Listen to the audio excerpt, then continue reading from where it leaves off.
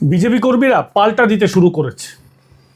ঠিক না বেঠিক, আইনি না বেআইনি, সে বিষয়ে আমি যাব না।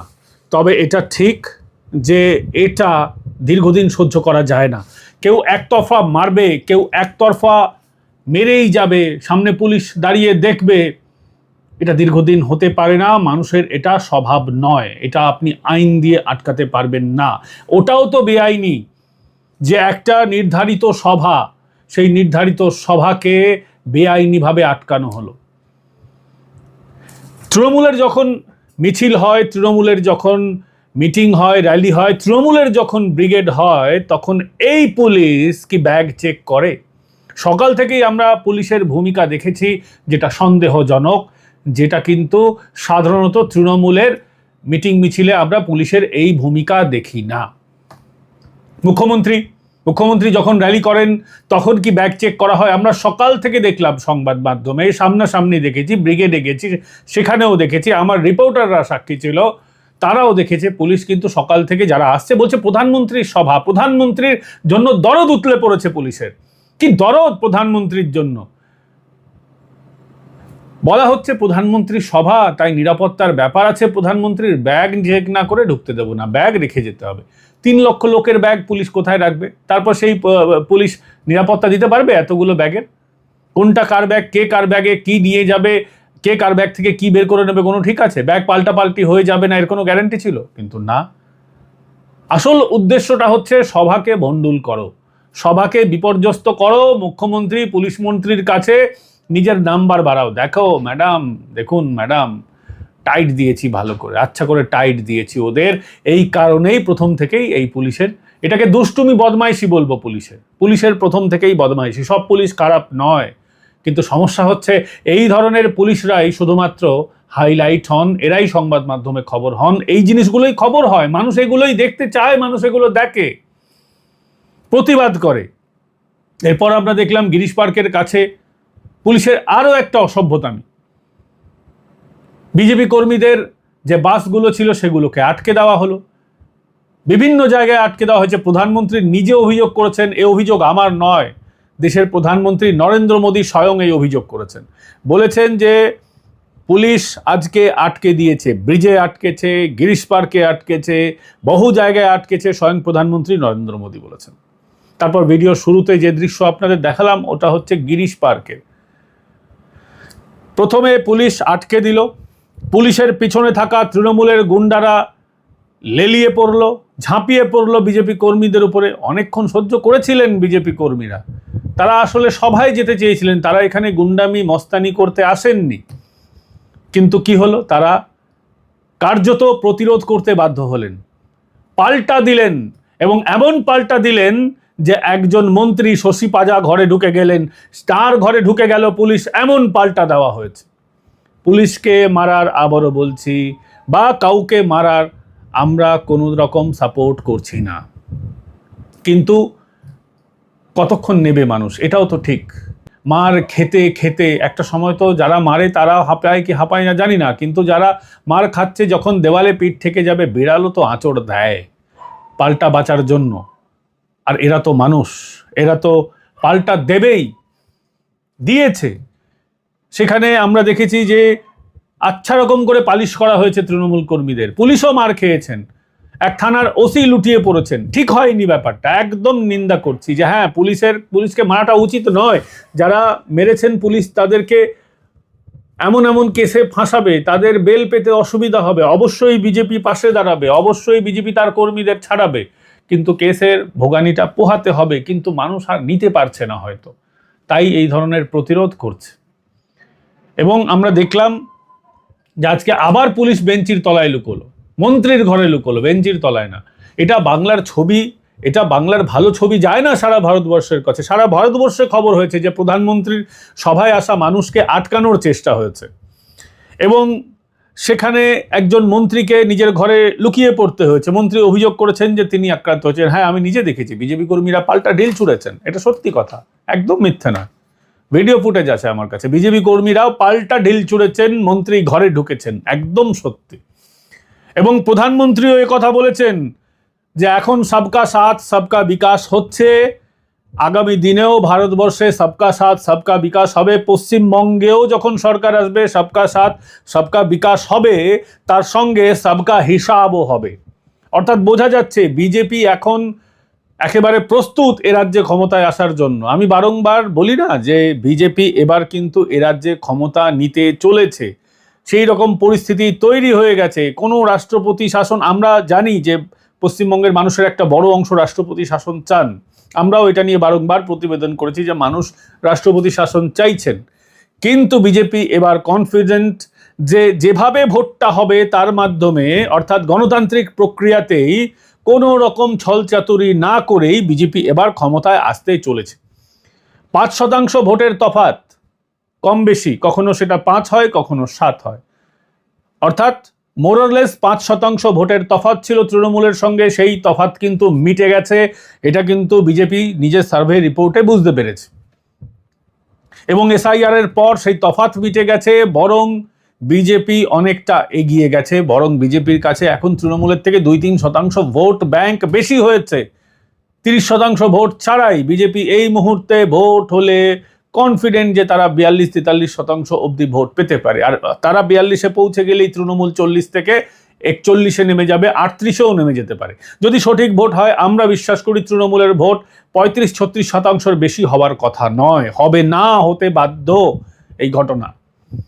এবং সেটাই প্রধানমন্ত্রী নরেন্দ্র মোদীর আজকের সভায় বক্তব্যের মাধ্যমে আমরা শুনতে পেয়েছি। স্পষ্টভাবে প্রধানমন্ত্রী শুরু করেছেন, একেবারে তার বক্তব্যের কিছুক্ষণের মধ্যেই তিনি বলতে শুরু করেছেন যে পুলিশ নানান জায়গায় গাড়ি আটকে দিয়েছে এবং মন্ত্রী সমর্থকরা চড়াও হয়েছেন। মন্ত্রীকে ছবিতে দেখা গেছে, হ্যাঁ, মন্ত্রী চড়াও হয়নি, তার সমর্থকদের দেখা গেছে চড়াও হতে। একেবারে প্রধানমন্ত্রী বলেছেন ব্রিজ বন্ধ করে দেওয়া হয়েছে, ট্রাফিক জ্যাম করা হয়েছে, গাড়ি আটকানো হয়েছে। এরপরই প্রধানমন্ত্রী বলেছেন কাউন্টডাউন শুরু, অর্থাৎ বিজেপি কনফিডেন্ট তারা এবার ক্ষমতায় আসছে। কাউন্টডাউন শুরু, মহাজঙ্গল রাজ শেষ হবে। তিনি বলেছেন মা দুর্গার আশীর্বাদ রয়েছে ভারতীয় জনতা পার্টির সাথে, তার সঙ্গে অনেক মনীষীদের নামও নিয়েছেন তিনি। আজকে প্রধানমন্ত্রী এসেছিলেন এ রাজ্যে 18,000 কোটি টাকার প্রকল্পের উদ্বোধন করতে। তার মধ্যে একটা বড় অংশ রোডওয়েজের রয়েছে, রাস্তার প্রকল্প রয়েছে একটা বড় অংশ। অর্থাৎ বিজেপি পশ্চিমবঙ্গকে কি দিয়েছে, যে প্রশ্নটা করেন না কেন্দ্র সরকার কি দিয়েছে, আজকে তার উত্তর দিতেই এসেছিলেন প্রধানমন্ত্রী নরেন্দ্র মোদী। যত মেট্রো হচ্ছে, যেগুলো বন্ধ হয়ে গেছিল আবার নতুন করে চালু করেছে ভারতীয় জনতা পার্টি। চিংড়িঘাটায় তো আটকে রেখেছে এই সরকারটাই, ছাড়পত্র দেয়নি। এমনকি আজকে বলতে বাধ্য হচ্ছে মমতা বন্দ্যোপাধ্যায়ের সময়কার মেট্রো প্রজেক্ট, মুখ্যমন্ত্রী হওয়ার পর নিজের মেট্রো প্রজেক্টগুলোকে ভুলে গিয়েছেন মমতা বন্দ্যোপাধ্যায়। যতদিন কংগ্রেসের সরকারের সঙ্গে UPA 2 অবধি যতদিন ছিলেন ততদিন খুব ভালোই চলছিল। সরকার থেকে বেরিয়ে আসার পরেই ভুলে গেছেন নিজের প্রজেক্টগুলোকে। সেই প্রজেক্টগুলোকেই তো আজকে বিজেপি সরকার এগিয়ে নিয়ে যাচ্ছে মানুষের কথা ভেবে, বাংলার মানুষের কথা ভেবে, যে না রাজনীতির প্রয়োজন নেই, হতে পারে মমতা বন্দ্যোপাধ্যায় শুরু করেছেন, কিন্তু এখন প্রয়োজন আছে এই প্রকল্পগুলোকে বাস্তবায়িত করা, যাতে মানুষ উপকৃত হয়, কলকাতার মানুষ যাতে মেট্রোর সুবিধা পেতে পারে। কিন্তু না, নিজের সন্তান, নিজের মস্তিষ্ক প্রসূত এই প্রকল্পগুলো মমতা বন্দ্যোপাধ্যায়ের মস্তিষ্ক প্রসূত ছিল, অথচ সেইগুলোকেই আজকে একেবারে নষ্ট করে দিতে চাওয়া হচ্ছে, প্রকল্পগুলোকে বাধা দেওয়া হচ্ছে। আজকে 12 অব্দি মেট্রো হওয়ার কথা ছিল। আমি নিজে যখন মমতা বন্দ্যোপাধ্যায় এই 12 মেট্রোর প্রকল্পের উদ্বোধন করছেন, আমি সেটা কভার করেছিলাম একটি দৈনিক পত্রিকায়, তখন আমি কাজ করতাম। 12 মমতা বন্দ্যোপাধ্যায় এসেছিলেন, সেখানে ব্রাত্য বসু ছিলেন, কাকুলি ঘোষ দস্তিদাররা ছিলেন। মমতা বন্দ্যোপাধ্যায় প্রতিশ্রুতি দিয়েছিলেন 12 অব্দি মেট্রো আসবে, নেতারা বলেছিল তার পাশে দাঁড়িয়ে হবে। কিন্তু কি হলো, আমরা দেখলাম মমতা যেই কেন্দ্র সরকার থেকে বেরিয়ে এলেন, যেই সরকারে এলেন, হঠাৎ করে নিজের প্রকল্পের নিজেই স্ববিরোধিতা শুরু করলেন। এটাই আসলে মমতা বন্দ্যোপাধ্যায়। প্রধানমন্ত্রী প্রত্যেকটা অক্ষরে অক্ষরে মুখ্যমন্ত্রীকে তার নামটা না নিয়ে জবাব দিয়েছেন। এই যে কদিন আগে ধর্ণা মঞ্চ থেকে বলা হলো না 1 সেকেন্ডে 12টা বাজিয়ে দেবে, আরে 1000 বছরের জাতি আমরা, লড়াই করা জাতি, হাজার বছরের। ওই কয়েকদিন আগে আসা মানুষগুলো আমাদের এত সহজে 1 মিনিটে শেষ করে দেবে, 1 সেকেন্ডে শেষ করে দেবে, এত সস্তা মাননীয়া। আজকে প্রধানমন্ত্রীও এ কথার উত্তর দিয়েছেন, বলেছেন এই ভয়ভীতির রাজনীতি শেষ হবে। মমতা বন্দ্যোপাধ্যায় যে ভয়ভীতির রাজনীতি করছেন, একটা অংশকে তোষণ করছেন আর একটা অংশের সঙ্গে সৎ মায়ের মতো আচরণ করছেন। আজকে এটাও শেষ হবে, ভয়ের রাজনীতি সব হবে, শেষ হবে এবং সবার হিসেব হবে। প্রধানমন্ত্রী যখন এরকম গরম গরম বলছেন তখন বোঝা যাচ্ছে যে তিনি যথেষ্ট কনফিডেন্ট। বিজেপি নেতাদের মুখ দেখলে আজকে কি জমায়েত হয়েছে ভাবুন, এত প্রতিবন্ধকতা। যখন মমতা বন্দ্যোপাধ্যায়ের মিছিল হয় তখন পুলিশ তো একেবারে এগিয়ে যায়, গার্ড করে, রাস্তা তৈরি করে দেয় যে না ম্যাডামের মিছিল, ভালো করে যেতে হবে, আমাদের মুখ্যমন্ত্রী, আমাদের পুলিশ মন্ত্রী। আর আজকে প্রধানমন্ত্রীর সভা, তাতে বাধা। তারপরে লোক দেখেছেন তো, স্ক্রিনে ছবি আছে এবং সমস্ত সংবাদ মাধ্যমে আপনারা এই খবরটা দেখেছেন যে কী পরিমাণ লোক হয়েছে এত বাধা সত্ত্বে। মুখ্যমন্ত্রী বলেছিলেন না কদিন আগে যে বিজেপি টাকা দিয়ে দেবে, নিয়ে নেবেন, ভোটটা কিন্তু আমাকেই দেবেন। ম্যাডাম, আপনার হিসাব কিন্তু এবার উল্টে গেছে। উল্টে মুখ্যমন্ত্রীর দেওয়া যুবসাথীর ভাতা, লক্ষ্মীর ভাণ্ডার নিয়ে সেই টাকা দিয়ে মানুষ বিজেপির মিছিলে এসেছে। খবর হয়েছে, লক্ষ্মীর ভাণ্ডারের টাকা নিয়ে মানুষ চলে এসেছে। এটা খুব বাজে জিনিস শিখিয়েছেন মমতা বন্দ্যোপাধ্যায়, বিশ্বাসঘাতকতা করা, যে আপনি একজনের কাছ থেকে টাকা নেবেন আরেকজনকে ভোট নেবেন। এবার হয় না যে অন্যের জন্য গর্ত খুঁড়লে সেই গর্তে মানুষ নিজেই পড়ে যায়, এবং এখন হয়েছেও সেটা। যে গর্তটা খুঁড়েছিলেন বিজেপির জন্য সেই গর্তেই এখন মমতা বন্দ্যোপাধ্যায় পড়ে গেছেন। যুবসাথীর ভাতার টাকা নিয়ে মানুষ বিজেপির সবাই চলে আসছে। ভাল লাগছে দেখতে। একে কি বলবো আমি, এটাকে আর কিভাবে এটাকে বিশ্লেষণ করব আমি জানি না। তবে আইনের শাসন পশ্চিমবঙ্গে হবে, আমরা সেই আশা রাখছি। এবং রাষ্ট্রপতির যে অপমানটা হয়েছে, আজকে আবার জবাব দিয়েছেন প্রধানমন্ত্রী নরেন্দ্র মোদী। বলেছেন এটা শুধুমাত্র আদিবাসীদের অপমান নয়, এটা ভারতবর্ষের সকল মানুষের অপমান, কারণ এরা ভারতবর্ষের ফার্স্ট সিটিজেন অফ ইন্ডিয়া, ভারতবর্ষের প্রথম নাগরিকের সঙ্গে এই খারাপ আচরণটা হয়েছে। এটা আদিবাসী মানুষের অপমান, এটা মহিলাদের অপমান, এটা সকল ভারতীয়ের অপমান। একদম সত্যি কথা। এবং যে জোশ আজকে, যে ভাইব ছিল প্রধানমন্ত্রীর সভায়, ব্রিগেড সভায়, ভাইবে বোঝা যাচ্ছে যে বিজেপি কর্মীরা এখন রেডি, চোখে চোখ রেখে লড়াই করছে। তৃণমূল মারলে তারা পাল্টা মারছে, ঠিক না বেঠিক সময় বিচার করবে, আইন বিচার করবে, চার বিচারক আমি নই, কিন্তু তারা করছে। এবং পশ্চিমবঙ্গের রাজনীতিতে এটা না করলে তো উপায়ও নেই। কতদিন মার খাবেন? মার খেতে খেতে কতদিন দেওয়ালে পিঠ ঠেকিয়ে রাখবেন? এটা হয় না। পৃথিবীতে কখনো সবকিছু একতরফা হয় না। নিউটনের এটাই নিয়ম, তৃতীয় ল, থার্ড ল অফ নিউটন, যে প্রত্যেক ক্রিয়ার পাল্টা এবং বিপরীত প্রতিক্রিয়া হয়। আজকে প্রধানমন্ত্রী নরেন্দ্র মোদীর ভাষণ শোনার জন্য যারা গিয়েছিলেন তাদের বক্তব্য আপনাদের শোনাবো। কি জোশ তাদের মনে, শুনুন প্রধানমন্ত্রীর ব্রিগেড সভায় আসা মানুষদের বক্তব্য। আয় মমতা, দেখে যাও মোদিজির ক্ষমতা। কোনো ভাড়া করা লোক আনতে হয়নি ব্রিগেডে, দিলসে প্যার সে ভালোবেসে সবাই এসেছে মোদিজির জনসভায়। মোদি হ্যাঁ তো মুমকিন হ্যাঁ, পাল্টানো দরকার, চাই বিজেপি সরকার। মুখ্যমন্ত্রীজি এমনি ভয় পেয়ে গেছে, ওনার গদি টলমলো। আসছে আমাদের মোদিজি, কাঁপিয়ে দেবে বাংলা। উনি একাই কাঁপিয়ে আছে আমাদের প্রধানমন্ত্রীজি। গীতা পাঠ দেখে যদি ভয় পেতে পারে, এটা তো জনসমুদ্র, ভয় তো অবশ্যই পাবে। মুখ্যমন্ত্রীকে কি বলে, মুখ্যমন্ত্রী এখন মুসলিমদেরকে উস্কানিমূলক কথাবার্তা বলছেন। আমরা কি বলতে চাইছি, লোক বুঝতে পারছে সামনে কি হতে চলেছে। আমাদের 26-এ সরকার দরকার, আর কিছুই না। দেখো, মুখ্যমন্ত্রীকে বারবার আমরা মুখ খুলেই একটা কথা বলি, 14 তলা থেকে নেমে যান, এই কথাটাই বলি। আজকে তো বলবো যে জনসমাগম হয়েছে, মোদিজি আসছেন বলে মানুষ সাড়া দিয়ে দিয়েছে যে আমরা বাংলায় বিজেপিকে আনছি।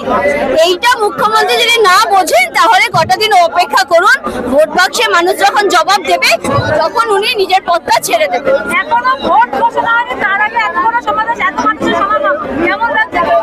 দেখো, আমাদের সমাগম বড়ই হয় কারণ আমরা সর্বভারতীয়, ওদের মতো আঞ্চলিক দল হয়ে সর্বভারতীয় তকমাটা লাগাই না। আমরা সর্বভারতীয় দল এবং সকল স্তরের মানুষের অন্তরে বসবাস করি। আর দেশের প্রধানমন্ত্রী যিনি, উনি সকলের চোখের মণি, তাই উনি আসছেন। মানুষ তো এখানে এই এত গরমে যেখানে টেকা যাচ্ছে না, দেখো টেম্পারেচার কি রয়েছে, সেখানে মানুষ কিছুজন উঠে গিয়ে গাছের তলায়, কিছুজন এদিকে ওদিকে হয়ে পুরো ভিড় করে দিয়েছে, কারণ এটা হচ্ছে সেই ভারতীয় জনতা পার্টি যারা করে তাদের আবেগ এবং ভালোবাসা। আর ওই যে মহুয়া মৈত্র আছে সাংসদ, উনি বলেছিলেন যে যারা টিএমসি করে না তারা বাঙালি নয়। তাদেরকে বলতে চাই, আয় মহুয়া দেখে যা বিজেপির ক্ষমতা, বিজেপি যারা করে তারাই আসল। আমার মনে হয় হিন্দু বাঙালি তাদেরকেই বলা যায়, কারণ তারা সনাতনীর গান গায়, কোনো চাচা কাকা ওই ফুয়া বিবি এদের নিয়ে আলোচনা করে না।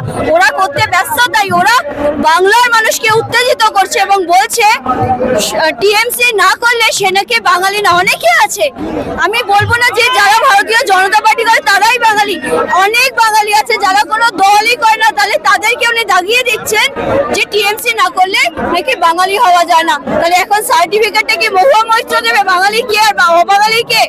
তাই মোটো 2026-এর নির্বাচন তৃণমূলের বিসর্জন। তাই বাংলার শিক্ষিত বেকার যুবক যুবতীরা যে চাকরি নেই, বাংলার মা বোনেদের সুরক্ষা নেই, তাই বিজেপি কি আগামী দিন বাংলাকে প্রতিষ্ঠা করবে, বাংলার শিক্ষাকে ফিরিয়ে আনবে, বাংলার সংস্কৃতি ফিরিয়ে আনবে, বাংলার বেকার যুবক যুবতীদের বাংলায় চাকরির ব্যবস্থা করবে, পরিযায়ী শ্রমিক যারা বাইরে চাকরি করছেন তাদেরকে বাংলায় ফিরিয়ে নিয়ে এসে সোনার বাংলা গড়ার যে পরিকল্পনা ভারতীয় জনতা পার্টি নিচে, সেই সংকল্পে আমরা বাস্তবায়িত করতে যাচ্ছি। বিভিন্ন জায়গায় শোনা যাচ্ছে যে এই ব্রিগেড প্যারেড গ্রাউন্ডে মানুষকে নাকি আসতে বাধা দেওয়া হচ্ছে, কি বলবেন? কিছুক্ষণ আগে আমরা শুনতে পেলাম তো যে কোনো জায়গায় তৃণমূল কংগ্রেসের হারমাদ দুষ্কৃতী জল্লাদ বাহিনীরা তার শশী বাজার নেতৃত্বে ওখানে আটকানোর চেষ্টা করেছে।